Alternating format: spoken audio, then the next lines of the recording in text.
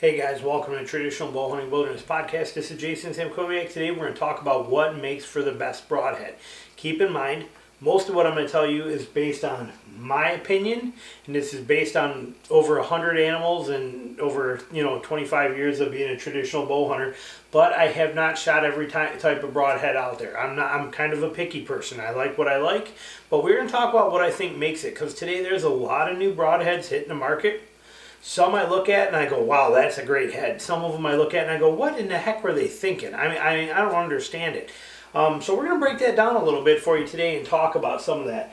Now, when it comes to traditional bows, we can shoot mechanicals if you want to. I don't know why you would. I think they require too much energy to open and you lose too much energy in the shot that I don't think they really go good for traditional bow hunters.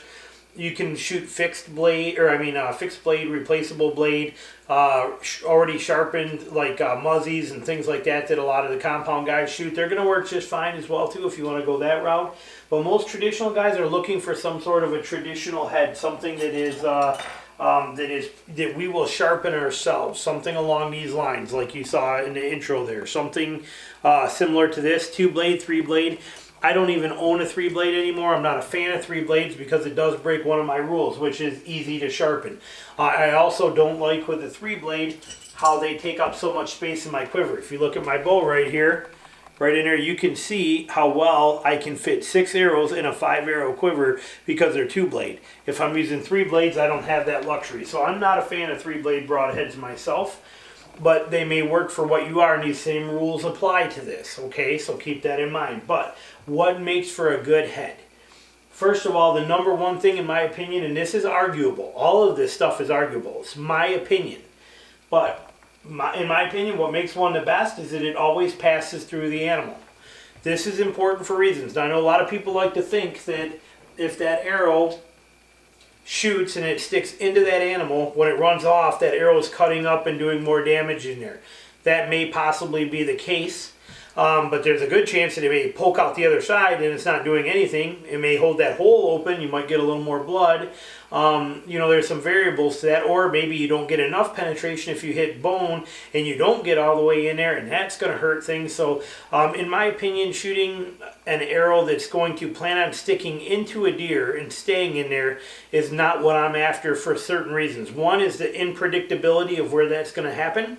The second one, and the biggest factor, is from experience, and that is that whenever an arrow stays in an animal, that animal runs. He's afraid of that arrow in him. He knows it's in there. He's going, it's hitting branches like this, and it's moving in his body. He hears it, he feels it, he knows it's there, and he is afraid of that arrow that is stuck in his body, and he is gone, full speed for as long as he can, and they run until they basically fall over, for the most part. Usually, there are exceptions, but that's typically the response. When that arrow stays in the animal, they are out of there, and your blood trails are much longer because of that fact. Now, for me, an arrow that always passes through, when that arrow goes through that animal, and I don't mean pass through, and I mean sticks in the animal like this, here's the animal's body, because that has the same effect. That arrow is still in that animal, and that animal knows that arrow's there, and his flight response is huge, and he covers great distances. But when that arrow goes through the animal and sticks in the ground on the other side, the reaction of those animals is often much different. Okay, often sometimes they don't even move, but let me put it this way. When I pass an arrow through an animal, chances are I'm going to watch it fall down. I'm going to watch it fall. They're going to jump out of there real quick for a second and take 2 or 3 hops, and then they're going to stop and look around, and they fall over. Or they run for 10 or 20 yards, and then they stop and check things out. They just try to get out of that little danger area where they were shot. They don't realize they were shot, and I've had that happen too on about probably 24 occasions where that arrow passes right through and they take like 4 steps and they stop and they look around for a minute and they don't move and they fall over right there. So for me, I want a broadhead that passes through all the time. I want it blowing through that animal. When I shoot it, I do not want that arrow stuck in that animal. I want it passed through, stick it in the ground right there. It also makes it easy for me to get down and go look at that arrow and analyze the shot and see what happened. Do I have oxygenated blood on that arrow? Does it mean it was a perfect pass through where I got lungs in there and I got oxygenation? Do I have slime and stomach bowel and things like that telling me it was a gut shot? It's right there easy for me. I don't have to go hunt that arrow down and maybe never even find it along that trail. stuck in the ground right there and tells me. So I want a broadhead that lets me always pass through. Now, when I say always, if I screw up and hit a shoulder blade, with my setup, I'm probably not passing through. There are ones that you can, but I'm probably not. But I want the arrow that's going to let me pass through as often as possible. My recoveries are shorter. I usually see the animal fall over. They're not as alarmed when they're hit because the arrow is not still in their body, and that's a win-win in my opinion.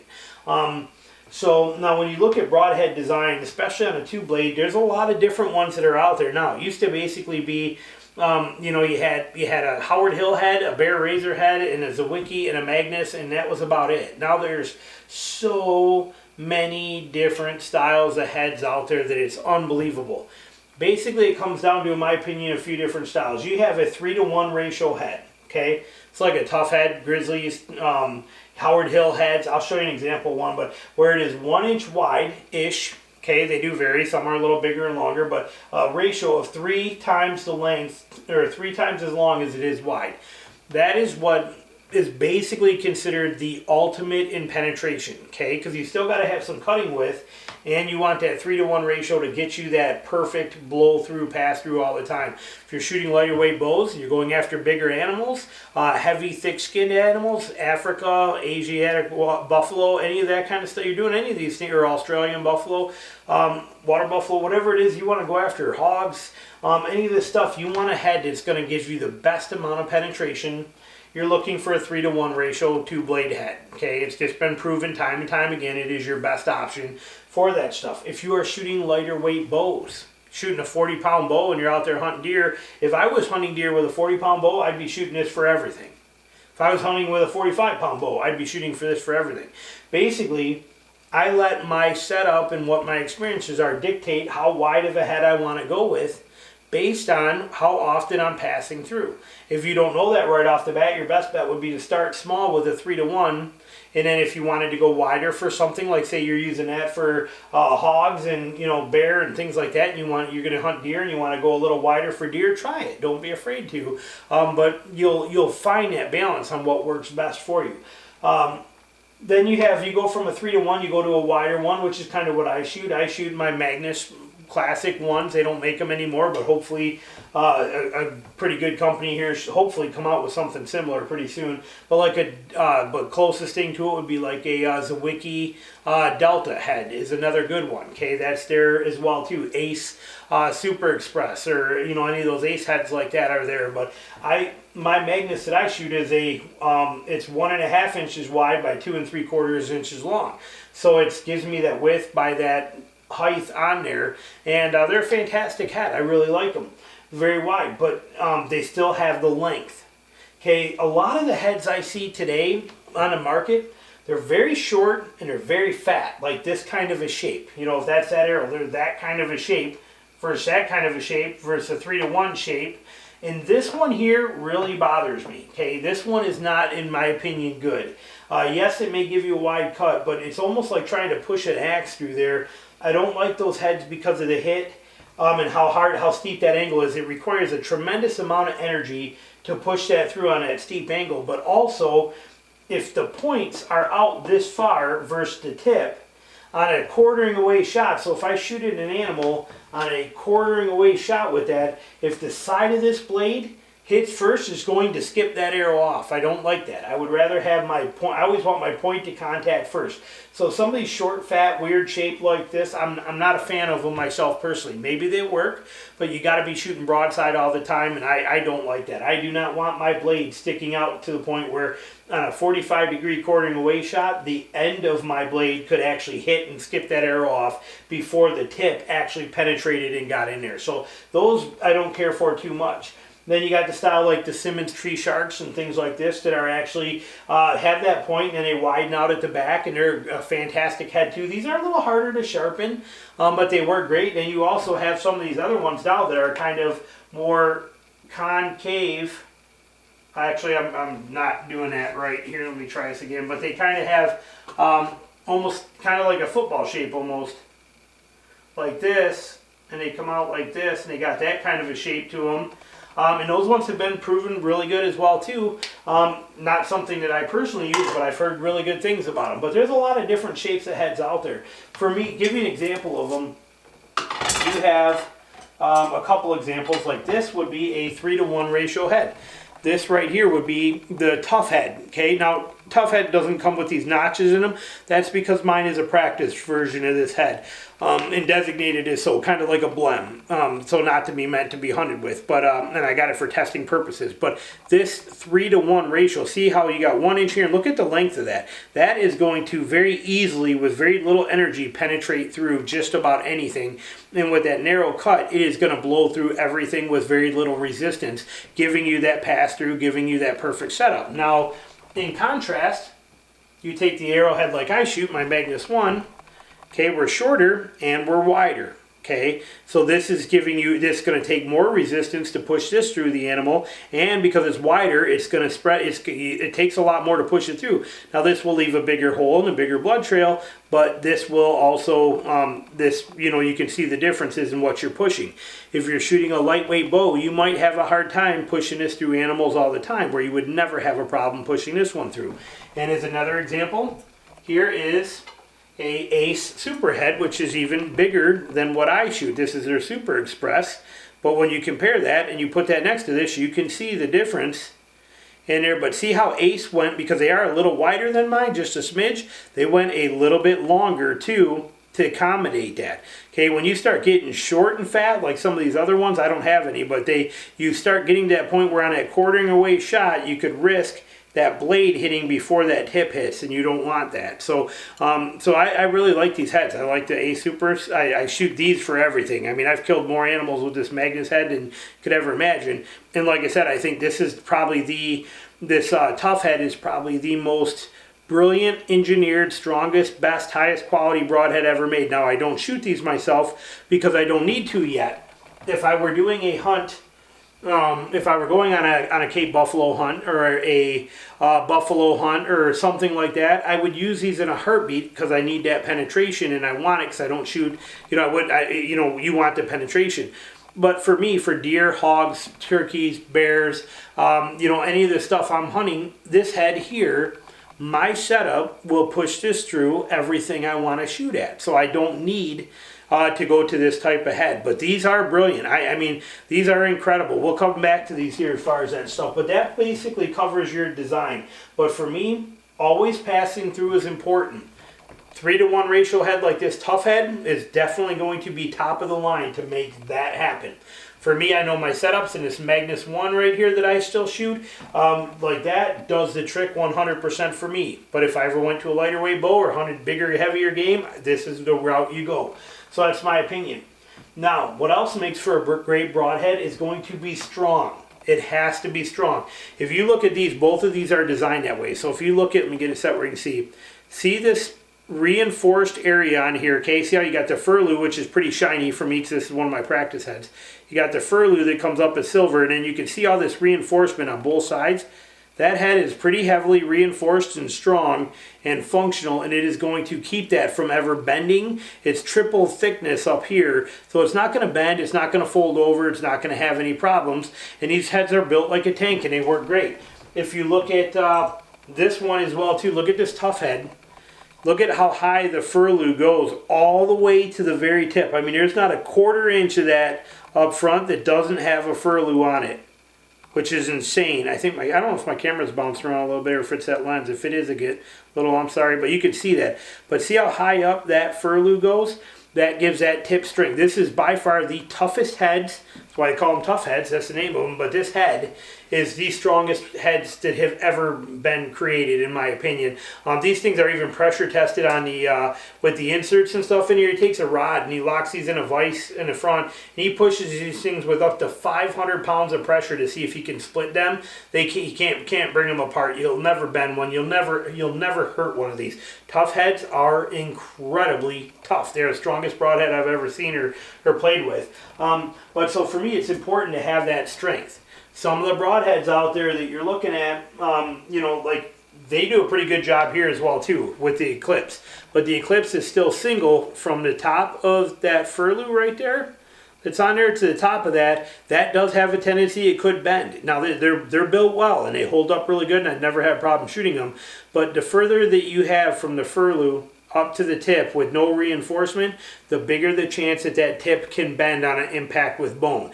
This head, although a fantastic head and great design, is not going to be as strong as my triple coated, triple thick, like I use here as my Magnus heads. This Ace head is not going to be as strong as the tip of that is, because that tip is triple layered. This one is not. Still very good, strong head, but not as strong. For me, strength is important, so that stuff matters. Another good thing is going to be arrow flight out of the heads. It's important that they fly out of your setup. My arrows that I build are running 450 grains up front with 30% FOC. With that said, I don't even need to have any feathers on the back of this. I've done some videos a couple years ago where I took a bare shaft of this using my my Magnuses that I shoot. This one again being a dulled out practice one, but shooting this type of a setup right here, where I shot this with no feathers. I did 4 shots at 25 yards with this thing and shot it, and it flew and hit exactly where I was looking with no feathers on it.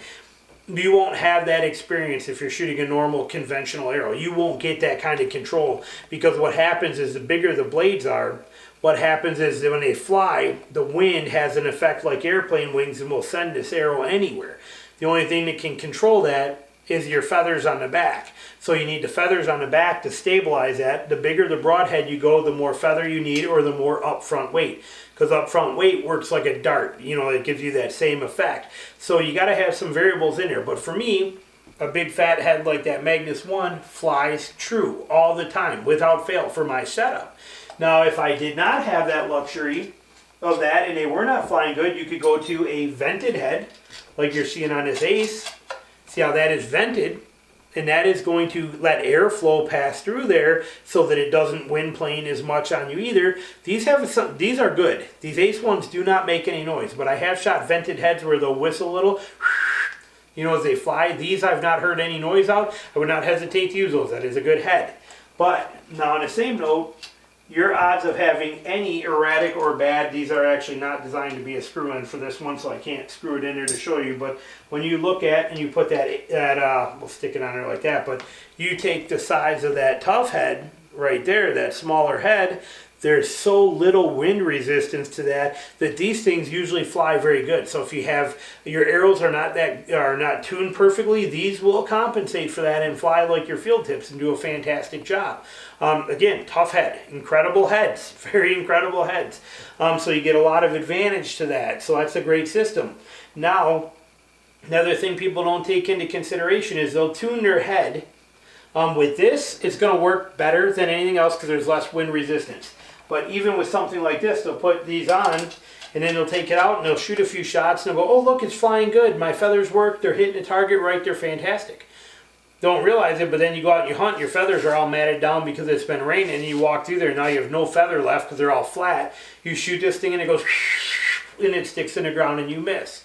Because you don't have enough forward to center weight or your arrow tuned well enough to compensate for that flight characteristics of that broadhead to wind plane and take over on there.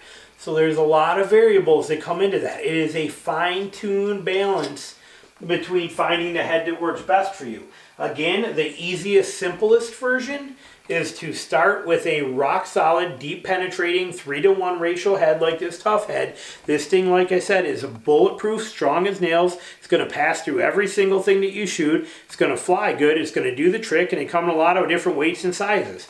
And that's a fantastic one. And then if you want more, after you see how those are doing, you can go to different size heads. Like I said, for me, this one does 99% of what I want and keeps me happy. But you cannot go wrong with any of them. But it's important for me that it always passes through, it's super strong, and it has good arrow flight. Last one is going to be ease of sharpening. Okay, that's another reason I don't shoot 3 blades. I want to quickly be able to sharpen my heads. 2-blade heads let me do that, especially when they're treated the right way by a good company and they make them right. Some are softer than others, some are a little harder than others. Magnus is a little bit harder than a Zwickey. Zwickey is still a little bit harder than an Ace as far as hardness of steel. These are easy for a lot of people to sharpen. For me, I got to kind of tone it down a little bit and sharpen it a little lighter, where with these I sharpen a little bit harder. But it's all a fine-tuning method, but they're all easy to sharpen. Every one of these are fantastic, quick and easy to sharpen, as is the tough head as well too. Now you will notice on here a difference. We have the tough head, being the brown one, is a single bevel. See how just this side is sharpened and that side is not? Now when I spin it, just that side is sharpened, the other side is not. Where on this one, both sides are sharp. On this one, both sides are sharp. That's a double bevel. Okay, you have a single and a double bevel. Now if I draw that out here for you, a double bevel is like this on the end of the head. Okay, sharpened here and sharpened here. A single bevel will be sharpened on this side and then sharpened on the other. So it looks like this. It's sharpened over here on this side, but on the other side it's actually sharpened on the opposite side, where this one is sharpened on both sides, So there's, it's a little different kind of concept. Now, what happens with a single bevel like this tough head, even though it is a thinner design with that 3-to-1 ratio head, being a single bevel head, they have a tendency when they go in, they will spin through bone, break bone, and they will spin and cut. As they cut, they will spin, and they create what we kind of call an S-cut. So that cut kind of looks like that as it passes through, because it's actually spinning as it goes through. You know, a lot of people say that's a fantastic thing. You know, it's a great thing. I'm not sold either way, whether single or double bevel is better. I like sharpening the double bevel like you have on these standard Magnus heads and stuff. I like that double bevel to sharpen because I can really work both sides, but this is fast and easy to sharpen, and they do get razor sharp still.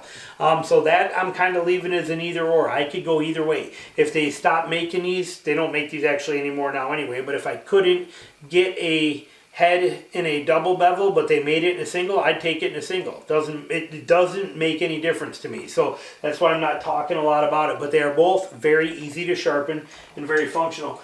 So that basically kind of gives you my take on it. And again, there's a lot of options out there. 3-blade, doesn't matter what you want, but for me, any broadhead I shoot, 3-blade, 4-blade, I have shot 3-blade, I have shot 4-blade, and I have shot 2-blade. But for me, what matters the most is these 4 things. It's always got to pass through. I want it super strong. I want good arrow flight, and I want ease of sharpening. For me, any one of these heads up here will accommodate that because my arrows are good for it. But if you're not sure yet, this is the place to start, in my opinion. 3-to-1 or somewhere similar to that. Like I said, you can't go wrong with a tough head. They're the best broadheads ever made. I don't shoot them because they don't yet make one wide enough that I want for me. But when they do, I'll be switching right over to them. But until then, like I said, for 99% of people, that is going to be the best setup you can have. And then if you want to venture out into that and maybe even get into something wider for turkeys, for deer, for things like that, you can start working your way into different shapes and bigger sizes. So hopefully you got a little bit out of this. And any questions, let me know. And thanks for watching. Talk to you later. Bye.